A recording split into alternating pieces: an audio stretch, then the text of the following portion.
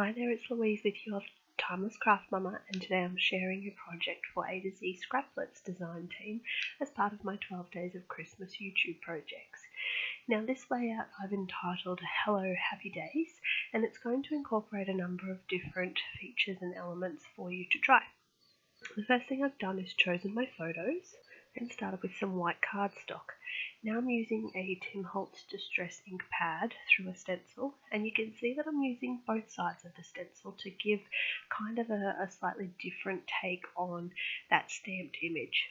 Now I'm taking some navy cardstock and I've torn that in half, ready to apply at the top and bottom of the pages. Now the A2Z Scraplets products that I'm using are the squiggly set in the small, and I did also pull out this heart, but it gets left off the end layout.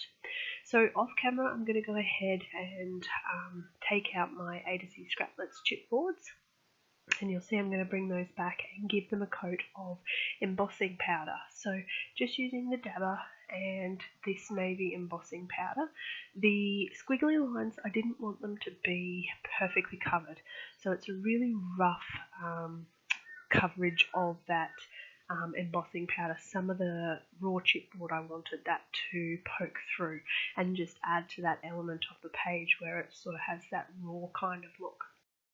Now the heart does actually get 2 coats of embossing powder, but I end up leaving it off the layout as I mentioned. So the squiggly lines only had the one layer of embossing powder.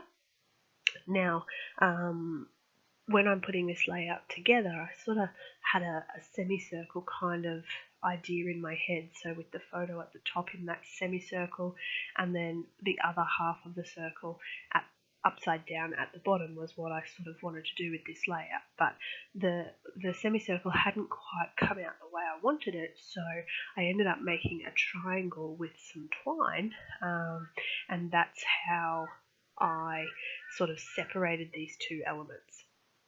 Now, when I'm using my stapler, what I've done is I've just used my mouse mat upside down and popped the staples through into the mouse mat, and then turned the layout over and folded those staples, just so that you can get those staples in the middle of the page without actually having to have a special stapler as such.